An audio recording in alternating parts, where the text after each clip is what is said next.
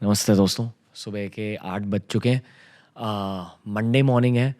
एक 3 दिन की mega function of all time of independent India, ये मैं मानता हूँ, जस्ट ख़त्म हो चुकी है। मैंने 3 दिन की वेडिंग अटेंड करी है, अनंत अंबानी भाई और राधिका मर्चेंट की। कहाँ से शुरुआत करूँ ये मुझे पता नहीं। मैं बहुत थक चुका हूँ, पिछले 2 दिन से मैं सोया नहीं हूँ क्योंकि इतना कुछ देखा है, इतना ज़्यादा स्टिम्युलेटेड मेरा दिमाग रहा है। दोनों नेशनल पीआर और इंटरनेशनल पीआर की दुनिया में हर किसी को पता चल रहा है इस शादी के बारे में। मेरा मानना ये है कि एक ग्लैमर एस्पेक्ट है जो बहुतों तक पहुँचा है, पर एक बहुत बड़ा देशभक्त ओरिएंटेड एस्पेक्ट भी है। जियोपॉलिटिकली ये एक बहुत ज़रूरी मोमेंट है भारत के लिए, जो भारत का सॉफ्ट पावर है। यानी कि 2 टाइप के पावर होते हैं, हार्ड पावर यानी कि मिलिट्री, इंफ्रास्ट्रक्चर वगैरह। सॉफ्ट पावर मतलब कि पूरी दुनिया भारत के बारे में क्या सोचती है, कि योगा के अलावा, कोडर्स सॉफ्टवेयर के अलावा हमारे देश में क्या है, दुनिया को क्या लगता है। ये ना प्री अंबानी वेडिंग और पोस्ट अंबानी वेडिंग के बाद 2 अलग फेज हैं। दुनिया के सामने भारत की पहचान बदल चुकी है इस इवेंट की वजह से, और इसी इवेंट की कुछ सच्चाइयाँ मैं आपके साथ शेयर करूँगा। ये मेरी लाइफ के लिए बहुत ज़्यादा एक मेमोरेबल मोमेंट रहा है, तो कुछ 12-15 पॉइंट में झट से I be sharing my own experience. First point, बहुत ज़्यादा ग्रैटिट्यूड फील हो रहा है, क्योंकि एक रूफ के अंदर, एक लोकेशन के अंदर इतने सारे सेलिब्रिटीज एक साथ जब रहते हैं, बहुत अलग वाइब होती है। हर किसी ने कुछ ना कुछ उखाड़ा है अपने करियर में। बहुत सारे स्ट्रॉन्ग पर्सनालिटीज एक रूफ के नीचे होती है, एंड ऑन सम लेवल हर किसी को पता है कि सिर्फ अंबानी फैमिली ये एक ऐसा इवेंट अरेंज कर सकती है। अभी जो होस्ट होते हैं एक इवेंट के, दे सेट द टोन। और इस पूरे इवेंट में ना, आपको क्या लगता है टोन क्या रहा होगा? ग्लैमरस, लोग ऐसे कम बात कर रहे होंगे एक दूसरे से, ऐसी कुछ विजन है आपकी? आपको ये कहना चाहूँगा, ये सबसे फ्रेंडली इजी गोइंग इवेंट था। हर कोई हर किसी से बात कर रहा था। बहुत कम ऐसे सेलिब्रिटीज थे जिनके आसपास बॉडीगार्ड्स थे। यार जॉन सीना भी अकेले ही खड़े थे। मैं उनके पास गया, फोटो निकाली, बात करी मैंने। चाइल्डहुड ड्रीम है ये यार। पहले मैं भी थोड़ा हिल रहा था उनको देखकर, उनकी साइज की वजह से। उनका एक हाथ ना मेरे पूरे हाथ के अराउंड ऐसे रैप हो गया। पर जॉन सीना से मिले, दैट्स द सेकंड पॉइंट। दुनिया नोटिस करिए कि किम कार्दाशियन, जॉन सीना, ऐसे लोग आए हैं इस इवेंट के लिए। टोनी ब्लेयर, जो यूके के पीएम रह चुके हैं, वर्ल्ड लीडर्स आ चुके हैं। इन्फेंटिनो जो फीफा के प्रेसिडेंट है, दुनिया नोटिस कर रही है। जितने भी फॉरेनर्स आए थे उनके लिए भी एक बहुत कूल एक्सपीरियंस था। दे वर ब्लोन अवे। फॉरेन में ना एक व्यू पॉइंट रहता है भारत का कि यार हाँ, मिस्टिकल लैंड रहेगा, स्पिरिचुअलिटी रहेगी, महाराजा लुक्स रहेंगे, महाराजा वाइब रहेगी हमारे देश की। वो कंफर्म हो गई इन सारों के लिए। जो कहते हैं ना कि भारत एक ज़माने में सोने की चिड़िया थी, मैं दिल से मानता हूँ कि भारत सोने की चिड़िया फिर से बन रही है, नंबर 1 के स्थान तक पहुँच रहे। सॉफ्ट पावर के पर्सपेक्टिव से पहुँच चुके हैं। इस इवेंट के बाद फिर से दोहरा रहा हूँ, I have to mention that अब पूरी दुनिया ये पहचान रही है कि ये फैमिली कौन है, जिसने दुनिया के इतने बड़ी बड़ी हस्तियों को एक साथ अट्रैक्ट करके रखा है। और ये देश में क्या चल रहा है यार, कि लोग मान भी रहे और एक बहुत बड़ा इंटरनेशनल पीआर स्पेक्टिकल बन चुका है। बहुत बड़ी चीज़ है। बैक टू जॉन सीना, मैंने क्या बात करी उनसे। मेरा मानना ये है कि भारत में ऐसा कोई भी नहीं है जिसने WWE नहीं देखा है लाइफ के किसी फेज़ में। हर कोई जानता है कि जॉन सीना कौन है। बहुतों को इंस्पायर किया, हसल, लॉयल्टी, रिस्पेक्ट, ऐसी बातें करी मैंने उनके साथ। मैंने उनको कहा कि भारत के झोपड़ियों से लेकर सबसे जो अमीर घर रहते हैं ना, दोनों जगहों पर WWE देखते हैं लोग, और एक पूरी जनरेशन की मेंटालिटी को उन्होंने अफेक्ट किया। वो इमोशनल हो गए। उन्होंने कहा कि जब वो भारत आए हैं, उन्होंने कहा कि यार जब भी वो भारत आते हैं वो लव फील होता है, प्यार फील होता है, and that's what he looks forward to about coming to India. बहुत ग्रैटिट्यूड था उनमें भी। शांत है वो, बहुत प्यार से बात कर रहे थे। आई थिंक आसपास के लोग मोस्टली उनसे डर रहे थे कि यार जॉन सीना कैसे बात करें, पर वो खुल के बात कर रहे थे सब के साथ, बहुत चिल थे। मैं उनसे मिला 5 बजे, पर 9 बजे 10 बजे वो फिर से मिले मुझसे और मैंने आधे घंटे के लिए उनसे बात करी, स्पिरिचुअलिटी के बारे में, भारत के बारे में, बनारस के बारे में बताया मैंने उन्हें। उन्हें कहा कि आप बनारस जाओ जब अब अगली बार भारत आ रहे हो, and he was listening very interested. But और कुछ एडवाइस भी दी मुझे, जो मैं अब नहीं शेयर करूँगा, मे बी वन डे जब वो शो पर आएंगे तब शेयर करूँगा। आई होप कि वो शो पे आ जाए। But bottom line, he gives a lot of his love to India. वो कह रहे कि सारे भारतीयों को ये कहो कि I love you guys and thank you for the support. Next point, cricketers. Dhoni भाई थे वहाँ, अगेन बहुत ज़्यादा अप्रोचेबल थे धोनी भाई इस वेडिंग पे। इशू ये है कि बहुत सारे लोग उनके आसपास थे, so it wasn't easy to go get a photo. Again मेरा भी सपना ये है कि धोनी भाई टीआरएस पे आ जाए, hopefully one day it will happen. उनकी ऑरा है, पास से देखा मैंने उन्हें। बहुत सारे क्रिकेटर फ्रेंड्स हैं अभी शो की वजह से, वो सारे ना रियल लाइफ में और भी ज़्यादा हट्टे कट्टे रहते हैं। धोनी भाई भी रियल लाइफ में और भी ज़्यादा हट्टे कट्टे लगते हैं, बट एकदम एम्परर वाली एनर्जी है, सुपर किंग की एनर्जी है। बट हार्दिक पांड्या भाई भी मिले, उनसे बात करी पूरे वर्ल्ड कप मुंबई इंडियंस के फेज़ के बारे में।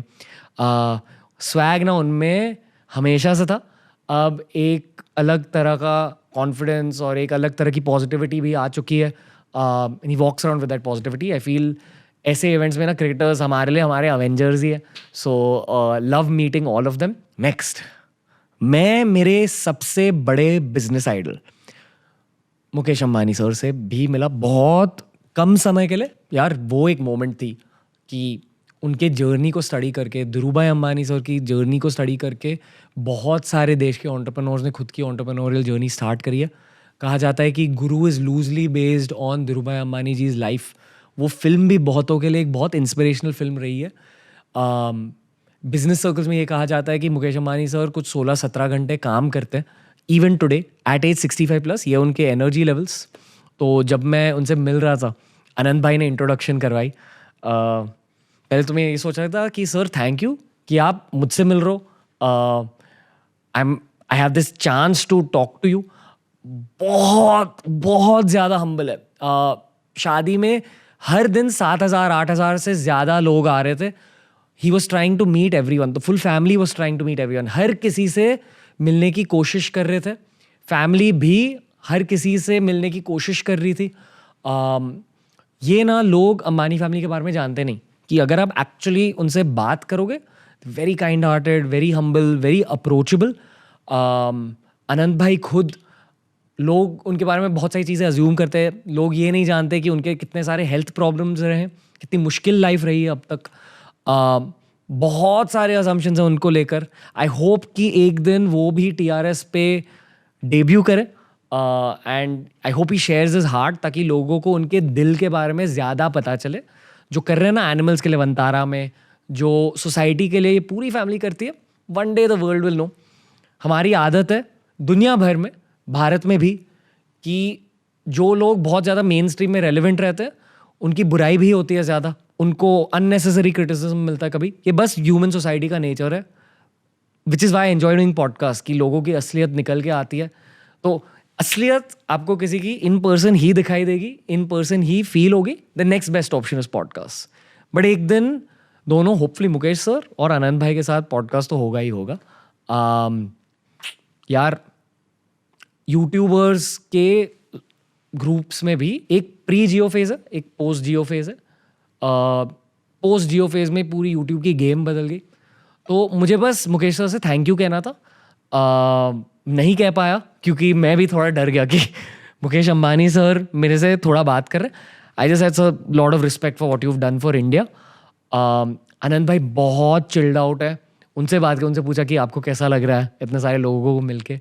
वो कहते कि यार having a very nice time, one of the best days. He was feeling the love.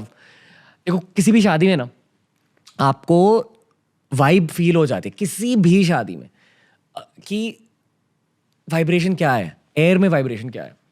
यहाँ भी लोग शायद ये अज्यूम करेंगे कि यार इतना बड़ा इवेंट है, वो बड़े इवेंट वाली वाइब्रेशन रहेगी एयर में, लव की वाइब्रेशन थी एयर में, जेन्युइनली।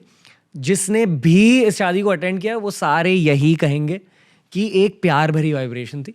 हर कोई खुश था, अटेंडीज खुश थे कि दे वर अटेंडिंग, फैमिलीज खुश थी about the love, about the moment. Anand भाई खुद बहुत खुश थे, राधिका बहुत खुश थी। It was just a very very positive energy event. इन 3 दिनों में मुझे नींद इसलिए नहीं आई है क्योंकि मेरा दिमाग बहुत ज़्यादा स्टिमुलेटेड हो गया।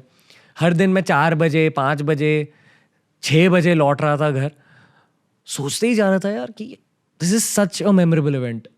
इतने सारे लोगों से मुलाकात हुई है, इतना कुछ सीखा है।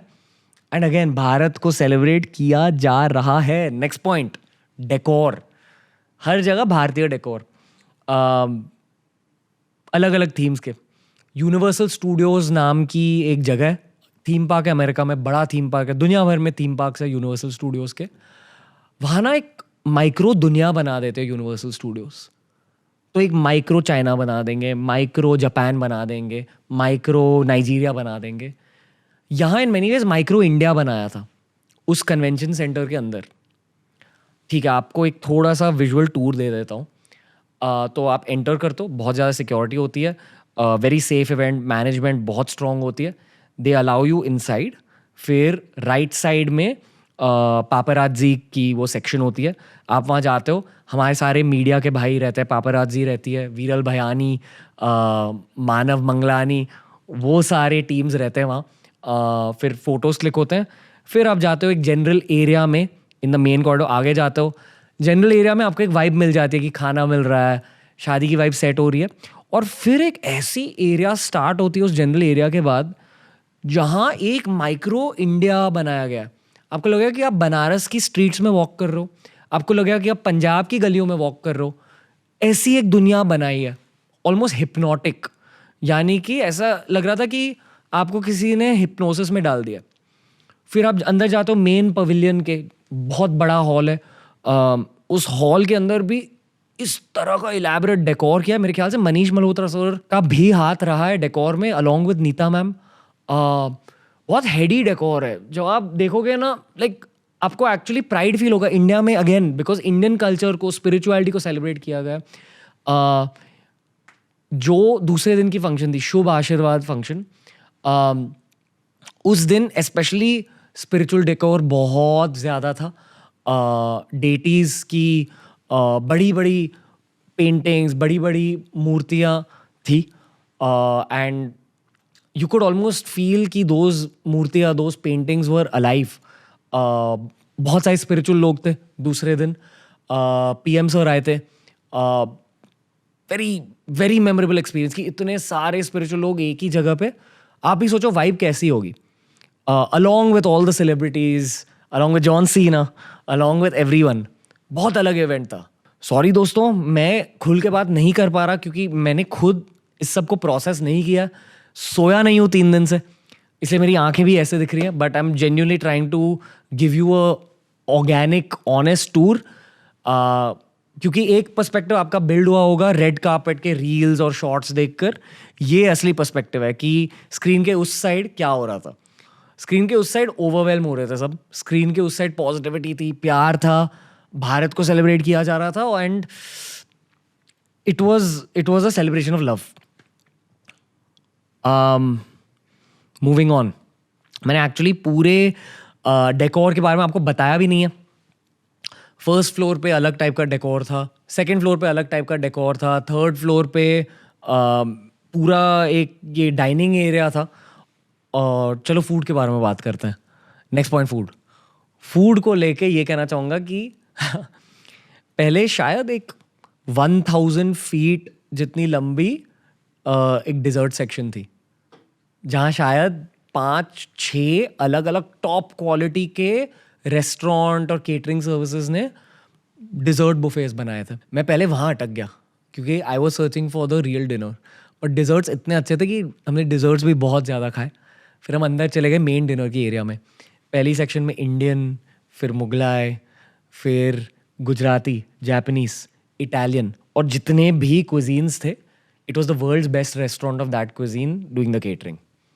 तो मुझे याद है कि इंडियन में दम पुख्त का खाना था. I don't remember the other names of the caterers, but trust me when I से दिस, आप ही सोचो खाना कैसा होगा ऐसी गेस्ट लिस्ट के लिए. वैसा ही था, उतनी ही वैरायटी. पता है वेडिंग के स्टार्ट में जो स्टार्टर्स आते हैं ना, पनीर टिक्का और वो सब आता है आपके पास, जब स्टार्टर्स सर्व हो रहे थे तो it was internationally sourced ingredients की, साउथ अमेरिका से कोई इंग्रेडिएंट, फिर जापान से कोई इंग्रेडिएंट, ऑस्ट्रेलिया से कोई इंग्रेडिएंट, और वो खाकर एक्चुअली टेस्ट होता है आपको कि यार ये बहुत ज़्यादा फ्रेश है और कुछ अलग खा रहे हैं आप. जेन्युइनली स्पीकिंग कि जो मेहमान नवाजी नाम का शब्द होता है, मेहमानों की खातिरदारी होती है, this is as elaborate and as good as it can get. सिर्फ फूड एक्सपीरियंस ही ना अकेले में बहुत क्रेजी एक्सपीरियंस था. बट एक और क्रेजी एक्सपीरियंस के बारे में बताऊंगा. मेरी एक शॉर्ट चुन्नू सी मीटिंग हुई सलमान खान सर के साथ. मैं कह नहीं सकता कि उन्होंने मुझसे क्या कहा, बट फन कॉन्वर्सेशन हुई. एक माइक्रो पॉडकास्ट हो गया वहाँ. I asked him about the stuff I wandered about 90s, जब उनका वो जाने जाना वाला फेस चल रहा था. उनसे कहा कि I respect him for hustle. उनको पूछा कि आप मीम कल्चर फॉलो करते हो क्या? उन्होंने बोला हाँ. स्माइल किए, ही एन्जॉयज़ इट. उन्होंने लाइफ एडवाइस दी मुझे, एंड मैंने बोला उनको कि शो पर आ जाओ सर, आज नहीं तो 10 साल बाद. Just positive energy exchange. That was the magic of this event कि यार सलमान खान सर मिल गए. जैसे वो बिग बॉस में है ना वैसे ही है, but more lovable, more fun. ये कहना चाहूँगा मैं. Very very charming, as is the case with all the celebrities. Moving on, speaking about हस्तियाँ, स्पीकिंग अबाउट सेलिब्रिटीज, जो मीम कल्चर राधिका मर्चेंट से एसोसिएटेड मीम्स बना रहा है, एकदम कृष्णा लागे छे. मैं उन्हें राधिका मर्चेंट के बारे में एक चीज़ कहना चाहूँगा, एकदम आनंद भाई की राधा लागे छे. That's all I will say. पता है कह रहे ना कि she is ultimate beauty, she can eat 100 Angelina Jolies for dinner, ये वो. ये उनकी पॉजिटिविटी की वजह से. उनके फादर भी मिले थे वीरेन मर्चेंट सर. बहुत बहुत प्यारी फैमिली है, बहुत हम्बल है. सोचो यार इतने फंक्शंस के बाद, इतने सारे लोगों से मिलने के बाद भी उनके एनर्जी लेवल्स अच्छे ही थे. They were enjoying themselves, they were enjoying the moment. Very wholesome experience. जिन इंसानों के दिल में अच्छाई होती है ना, उनके चेहरे पर भी दिख जाती है. बस यही कहूँगा. मेरे खुद के पॉइंट्स अब ख़त्म हो चुके हैं. मेरे आसपास हमारे क्रू मेंबर्स बैठे हैं. तो इस सोलो पॉडकास्ट में एक हटके चीज़ होगी, जहाँ हम हमारी क्रू के साथ Q&A करेंगे. तो let's start the crew Q&A, because I am assuming कि आप भी कुछ चीज़ों के बारे में सोच रहे हो. शायद वो चीज़ें आंसर हो जाएंगी इसके थ्रू. यस रोहन भाई. सो आपने बात की मुकेश भाई के बारे में या आनंद भाई के बारे में, राधिका मैम के बारे में. तो नीता अंबानी मैम की एनर्जी कैसी थी? बिकॉज उनका भी एक वाइब है ऐसा मैंने सुना है. तो उनकी एनर्जी कैसी थी? जैसे एक फैमिली की लीडर होती है वैसे ही फैमिली की लीडर की energy. Obviously very आर्ट्सी.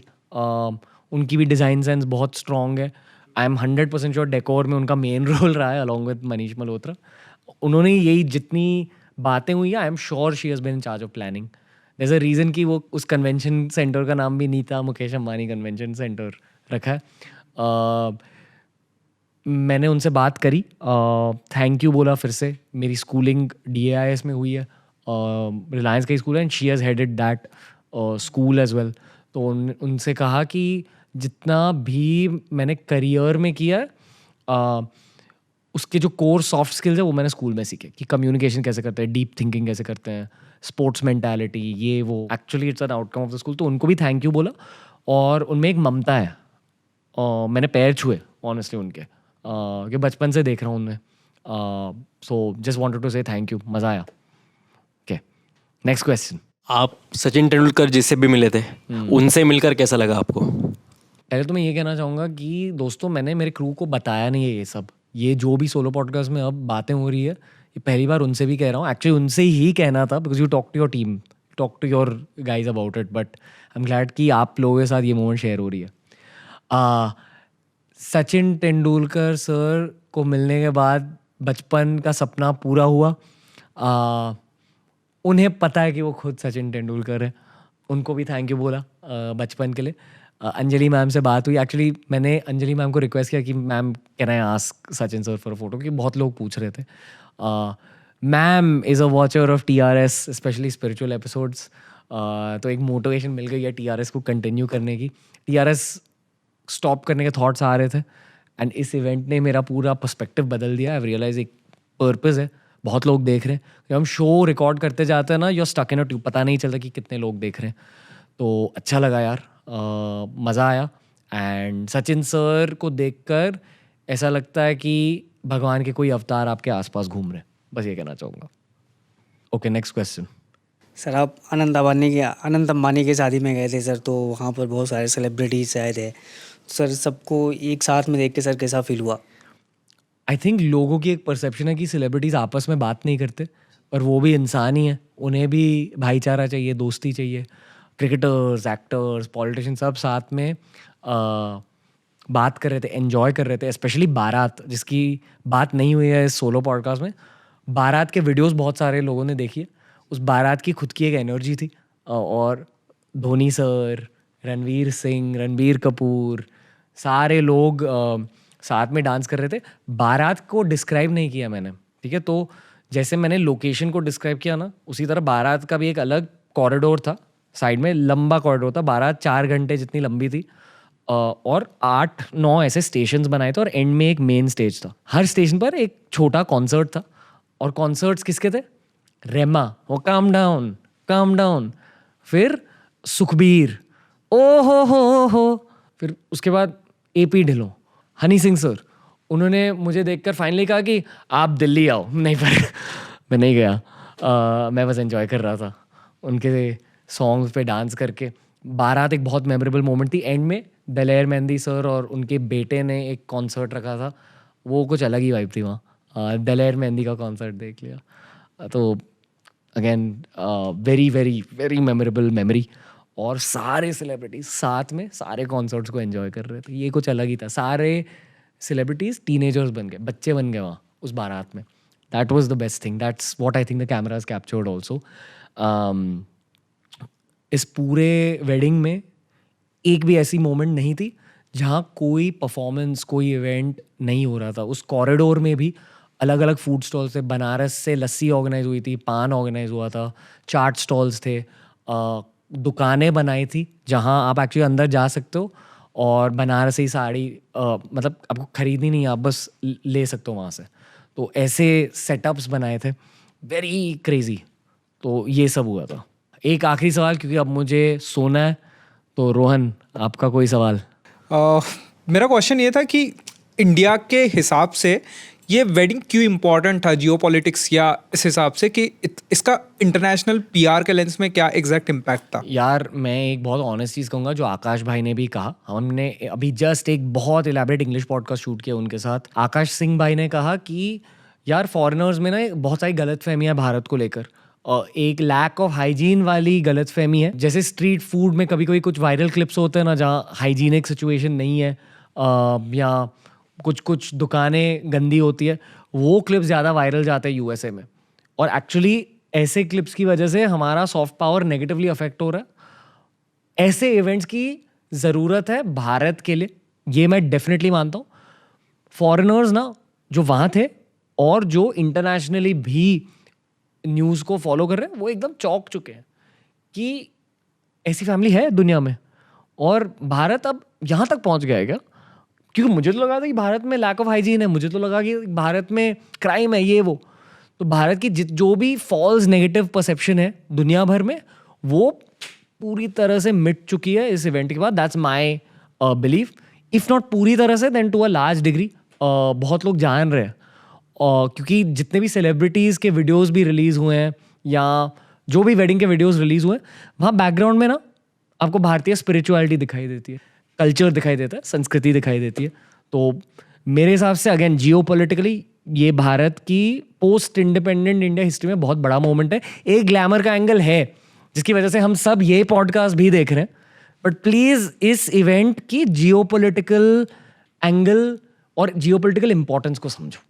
That's what I से। दोस्तों बहुत थक चुका हूँ, बहुत ज़्यादा ग्रैटिट्यूड है मेरे दिल में इस इवेंट को लेकर। बहुत सीखा इन 3 दिनों में, और जैसे जैसे इस इवेंट से हम आगे बढ़ते जाएंगे, वैसे वैसे मेरी समझ ज़्यादा बढ़ेगी कि इन 3 दिनों में क्या हुआ। I be able to process it. तो दोस्तों ये था आज का पॉडकास्ट। बहुत थक चुका हूँ, सोया नहीं हूँ 3 दिन से। आई एम श्योर कि आपको भी दिखाई दे रहा है, but thank you for listening in. मैंने सोचा कि यार एक न्यूज़ का पर्सपेक्टिव रहता है इन इवेंट्स को लेकर। कुछ लोगों के गलत फहमियाँ रहती है, कुछ लोगों के क्रिटिकल रेफरेंस पॉइंट्स रहते हैं, क्रिटिकल एंगल रहता है सारे इवेंट्स को देखने का। ये एक ऑनेस्ट अकाउंट है पूरी शादी का। मैं मानता हूँ कि TRS जनता का पॉडकास्ट है, तो उस हिसाब से मैंने आपके साथ बातें शेयर करी है। आई होप कि you enjoyed today's episode. Thank you so much दोस्तों। TRS बहुत ही जल्द लौट कर आएगा। एंड में मैं बस ये कहना चाहूँगा कि भारत माता की जय और जय हिंद।